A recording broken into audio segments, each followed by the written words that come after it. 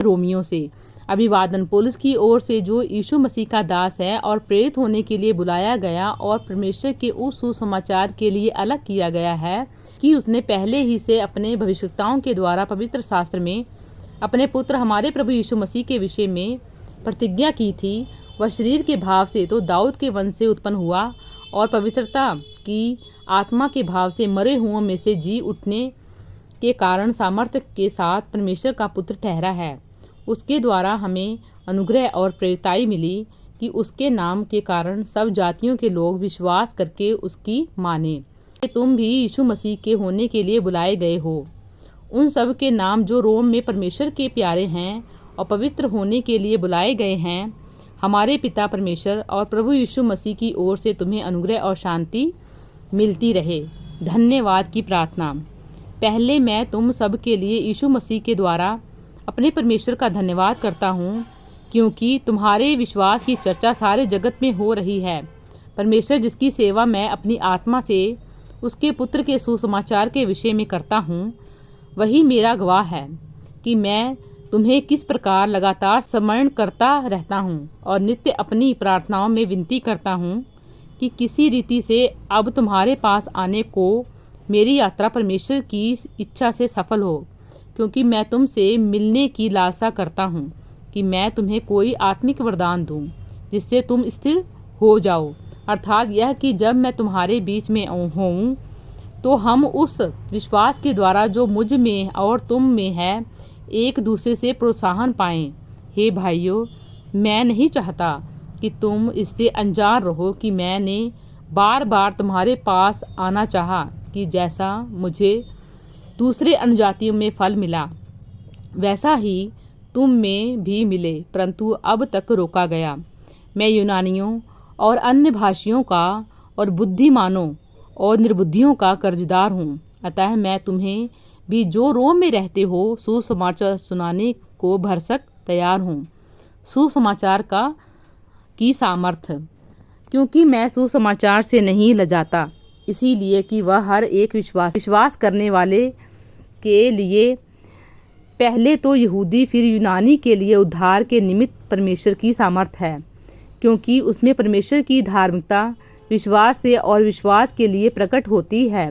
जैसा लिखा है, विश्वास से धर्मी जन जीवित रहेगा।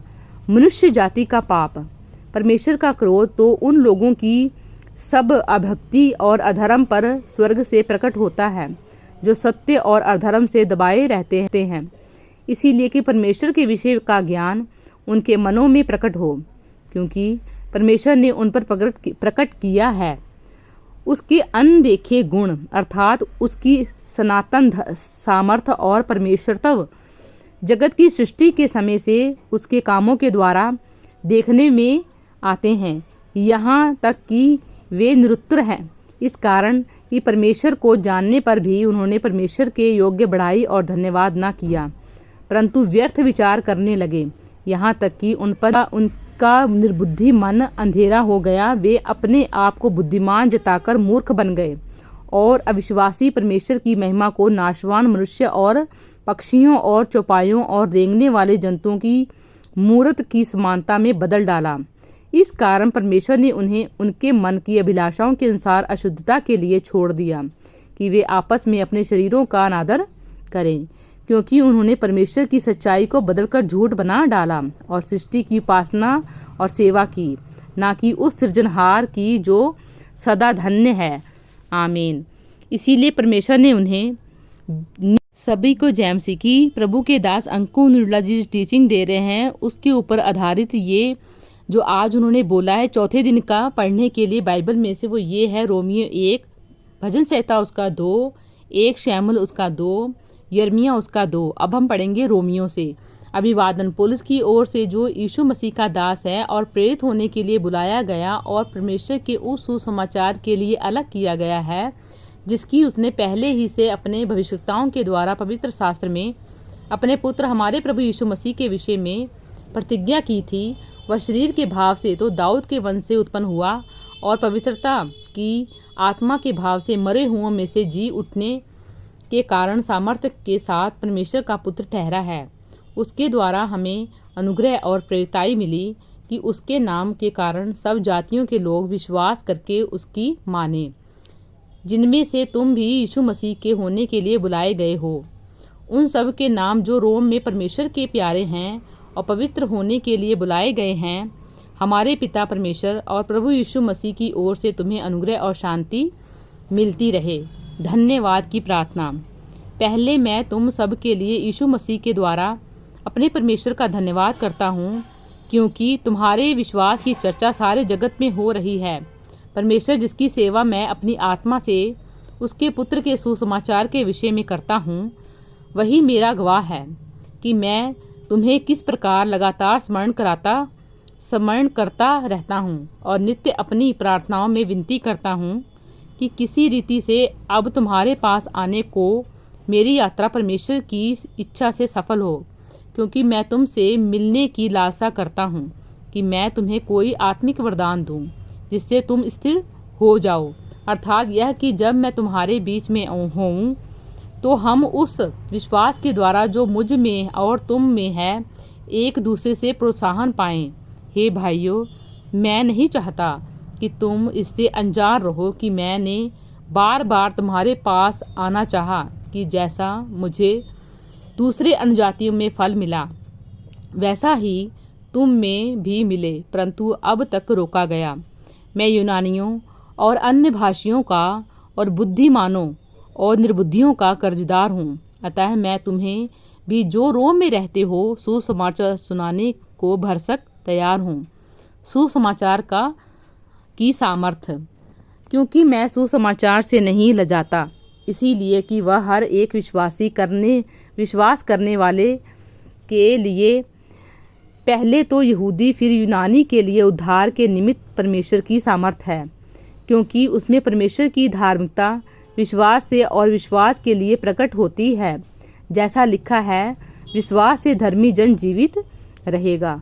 मनुष्य जाति का पाप, परमेश्वर का क्रोध तो उन लोगों की सब अभक्ति और अधर्म पर स्वर्ग से प्रकट होता है जो सत्य और अधर्म से दबाए रखते हैं, इसीलिए कि परमेश्वर के विषय का ज्ञान उनके मनों में प्रकट हो, क्योंकि परमेश्वर ने उन पर प्रकट किया है उसके अनदेखे गुण, अर्थात उसकी सनातन सामर्थ्य और परमेश्वरत्व जगत की सृष्टि के समय से उसके कामों के द्वारा देखने में आते हैं, यहाँ तक कि वे निरुत्तर हैं।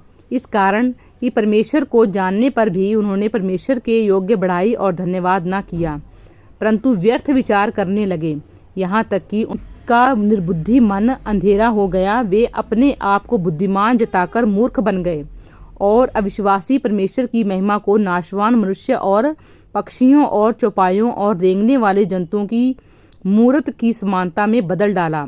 इस कारण परमेश्वर ने उन्हें उनके मन की अभिलाषाओं के अनुसार अशुद्धता के लिए छोड़ दिया कि वे आपस में अपने शरीरों का अनादर करें, क्योंकि उन्होंने परमेश्वर की सच्चाई को बदलकर झूठ बना डाला और सृष्टि की उपासना और सेवा की, ना कि उस सृजनहार की जो सदा धन्य है। आमीन।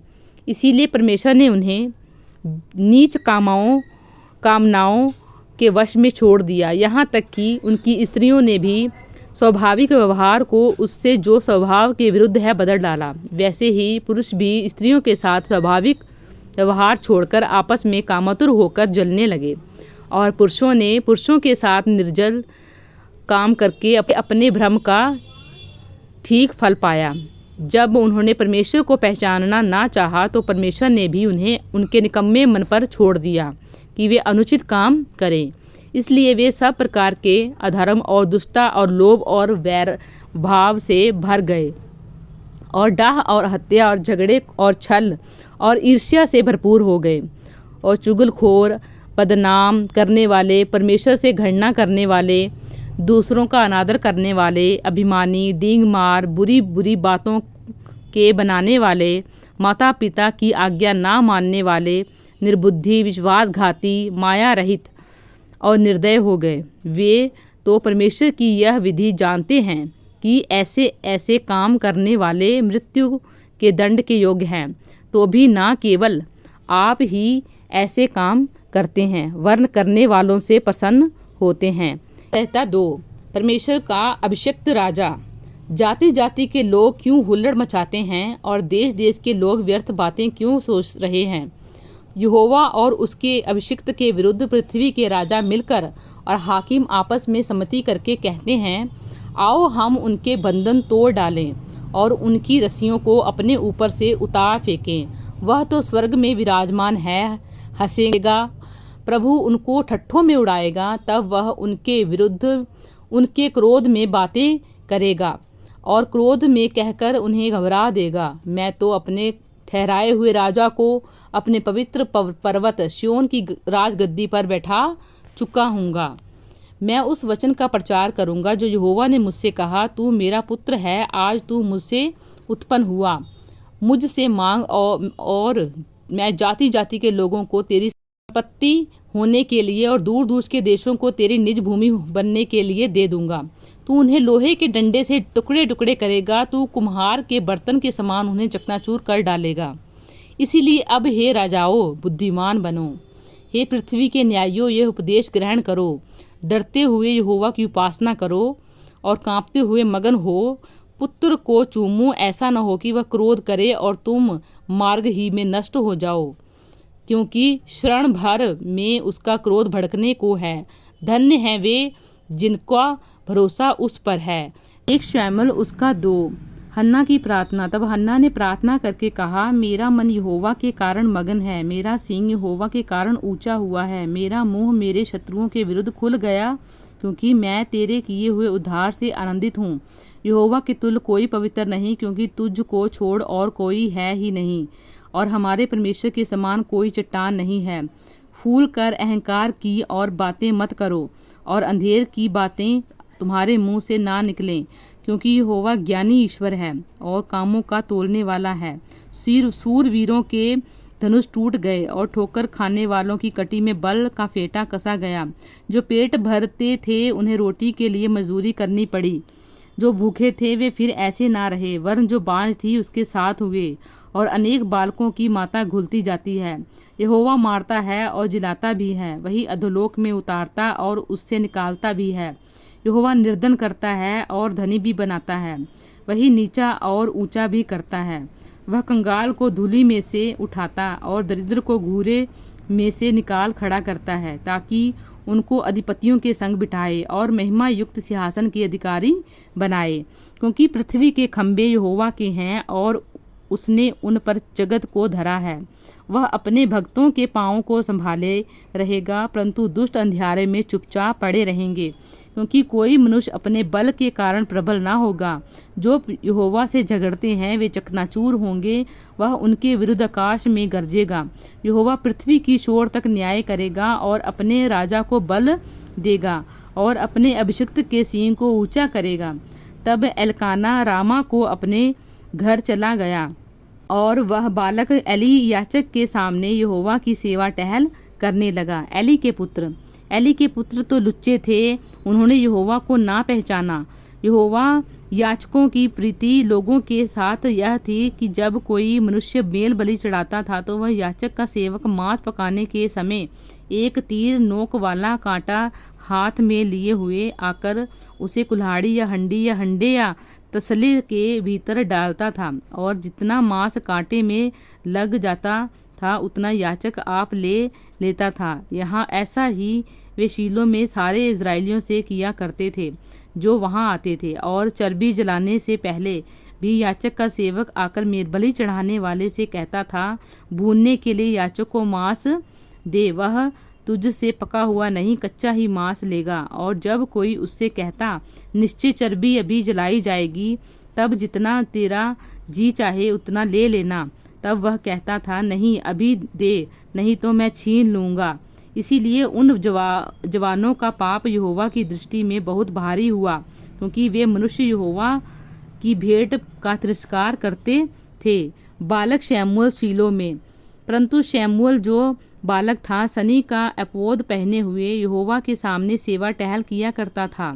और उसकी माता प्रति वर्ष उसके लिए एक छोटा सा बागा बनाकर जब अपने पति के संग प्रति वर्ष की मेल बलि चढ़ाने आती थी तब बागे को उसके पास लाया करती थी। एली ने एल्काना और उसकी पत्नी को आशीर्वाद देकर कहा, यहोवा इस बालक के बदले जो उसको अर्पण किया गया है तुझको इस पत्नी से वंश दे। तब वे अपने यहाँ चले गए। यहोवा ने हन्ना की सुधि ली और वह गर्भवती हुई और उसके 3 बेटे 2 बेटियां उत्पन्न हुई और बालक शैमूल यहोवा के संग रहता हुआ बढ़ता गया। एली और उसके पुत्र। एली तो अति बूढ़ा हो गया था और उसने सुना कि उसके पुत्र सारे इज़राइल से कैसा सा व्यवहार करते हैं, वर्ण विलाप वाले तंबू के द्वार पर सेवा करने वाली स्त्रियों के संग कुकर्म भी करते हैं। उसने उनसे कहा, तुम ऐसे काम क्यों करते हो? मैं इन सब लोगों से तुम्हारे कुकर्मों की चर्चा सुना करता हूँ। हे मेरे बेटों, ऐसा ना करो, क्योंकि जो समाचार मेरे सुनने में आता है वह अच्छा नहीं। तुम तो यहोवा की प्रजा से अपराध कराते हो।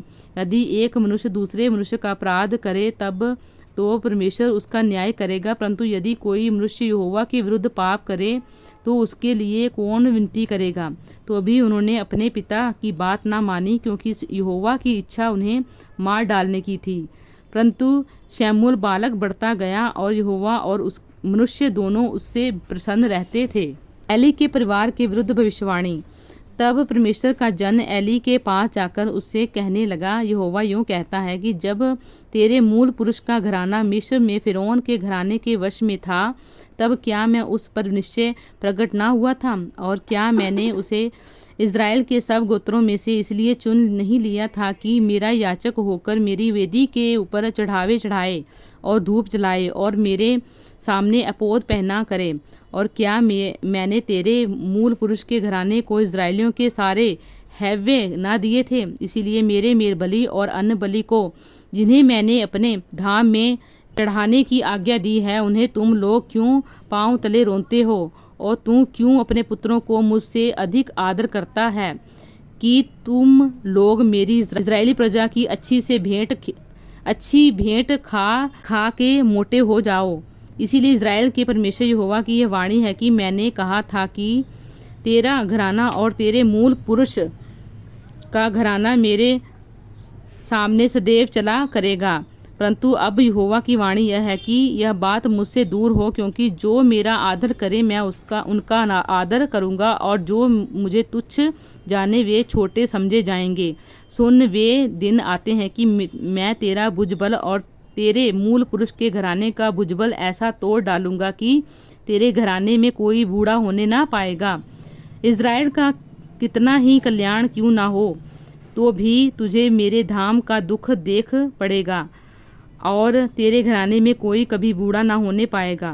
मैं तेरे कुल के सब किसी से तो अपनी वेदी की सेवा ना छीनूंगा, परंतु तो भी तेरी आंखें देखती रह जाएंगी और तेरा मन शोकित होगा और तेरे घर की बढ़ती सब अपनी पूरी जवानी ही में मर मिटेंगे। और मेरी इस बात का चिन्ह वह विपत्ति होगी जो होपनी और पिनहास नामक तेरे दोनों पुत्रों पर पड़ेगी, अर्थात वे दोनों के दोनों ही एक ही दिन मर जाएंगे। और मैं अपने लिए एक विश्वास योग्य याजक ठहराऊंगा जो मेरे हृदय और मन की इच्छा के अनुसार किया करेगा, और मैं उसका घर बसाऊंगा और स्थिर करूंगा, और वह मेरे अभिषिक्त के आगे सब दिन चला फिरा करेगा। और ऐसा होगा कि जो कोई तेरे घराने से बचा रहेगा वह उसी के पास जाकर एक छोटे से टुकड़े चांदी या एक रोटी के लिए दंडवत करके कहेगा, याजक के लिए काम में मुझे लगा, जिससे मुझे एक टुकड़ा रोटी मिले। यिर्मयाह उसका 2 अध्याय।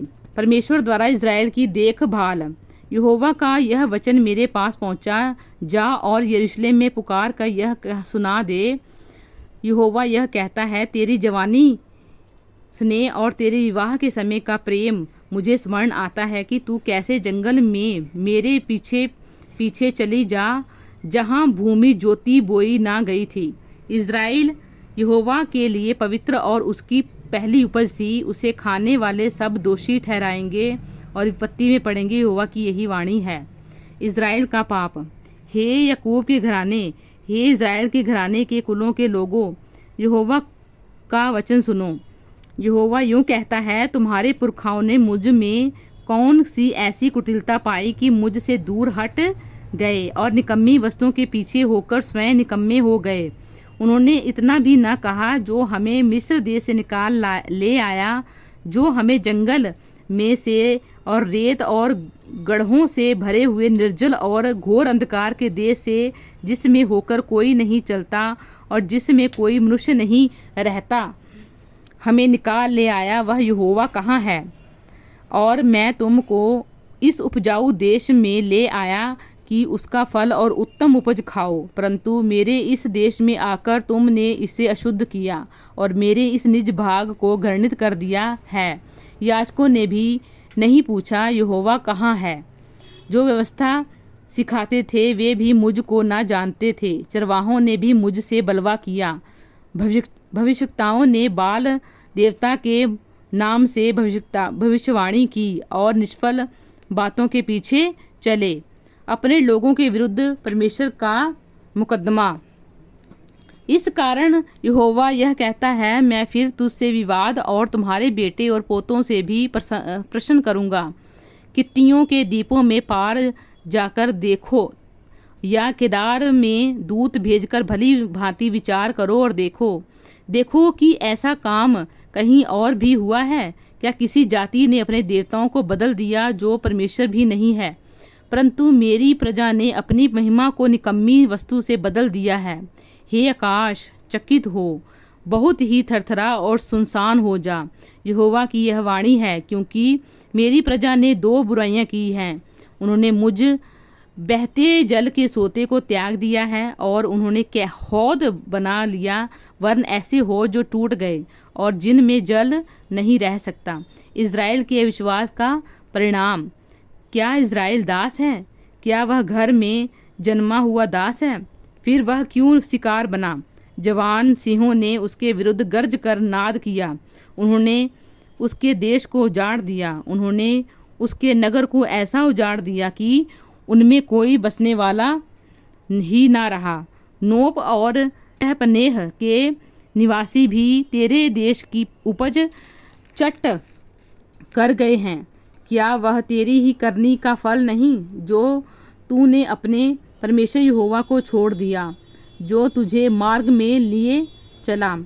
अब तुझे मिस्र के मार्ग से क्या लाभ है कि तू श्योर का जल पिए, अथवा अशूर के मार्ग से भी तुझे क्या लाभ है कि तू महानद का जल पिए? तेरी बुराई ही तेरी ताड़ना करेगी और तेरा भटक जाना तुझे उलाहना देगा। जान ले और देख ले कि अपने परमेश्वर यहोवा को त्यागना यह बुरी और कड़वी बात है। तुझे मेरा भय ही नहीं रहा, परंतु सेनाओं के यहोवा की यही वाणी है। परमेश्वर की आराधना करने से इज़राइल का इनकार। क्योंकि बहुत समय पहले मैंने तेरा जुआ तोड़ डाला और तेरे बंधन खोल दिए, परंतु तूने कहा, मैं सेवा न करूँगी। और सब ऊंचे ऊंचे टीलों पर और सब हरे पेड़ों के नीचे तू व्यभिचारिणी का सा काम करती रही।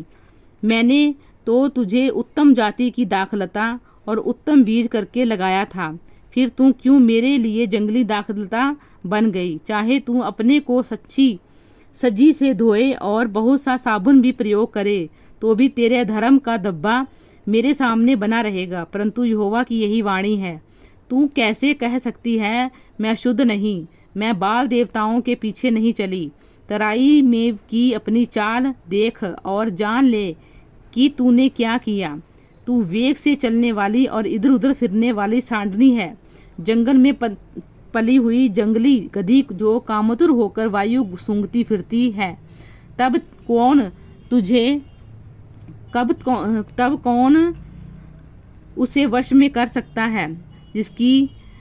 जितने उसको ढूंढते हैं वे व्यर्थ परिश्रम ना करें, क्योंकि वे उसे उसकी ऋतु में पाएंगे। अपने पांव नंगे और गला सुखाए ना रहे।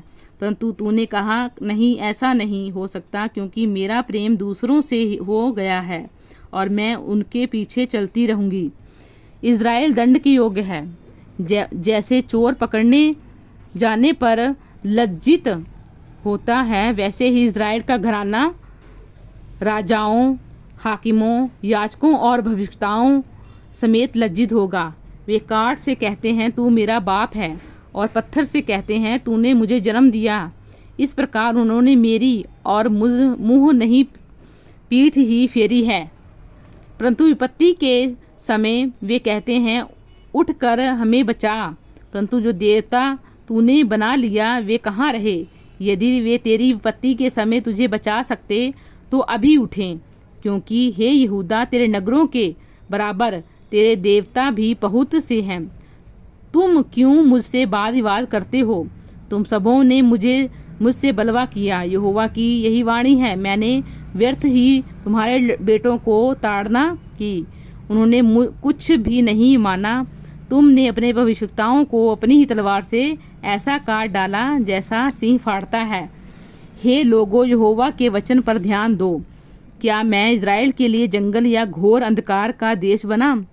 तब मेरी प्रजा क्यों कहती है हम तो आज़ाद हो गए, इसीलिए तेरे पास फिर ना आएंगे। क्या कुमारी अपने श्रृंगार या दुल्हन अपने सजावट भूल सकती है? तो भी मेरी प्रजा ने युगों से मुझे भुला दिया है। प्रेम लगाने के लिए तू कैसी सुंदर चाल चलती। बुरी स्त्रियों को भी तूने अपनी सी चाल सिखाई। तेरे घाघरे में निर्दोष और दरिद्र लोगों के लहू का चिन्ह पाया जाता है। तूने उन्हें सेंध लगाते नहीं पकड़ा, परंतु इन सब के होते हुए भी तू कहती है मैं निर्दोष हूँ। उसका क्रोध मुझ पर से हट जाएगा। देख, तू जो कहती है मैंने पाप नहीं किया, इसीलिए मैं तेरा न्याय करूँगा। तूने क्यों नया मार्ग पकड़ने के लिए इतनी डांवाडोल फिरती है? जैसे असूरियों ने तू लज्जित हुई, वैसे ही मिस्रियों से भी होगी। वहाँ से भी तू सिर पर हाथ रखे हुए यूं ही चली आएगी, क्योंकि जिन पर तूने भरोसा रखा उनको यहोवा ने निकम्मा ठहराया है, और उनके कारण तू असफल ना होगी। प्रभु इन वचनों द्वारा आपको बहुतायत से आशीष दें। आमीन।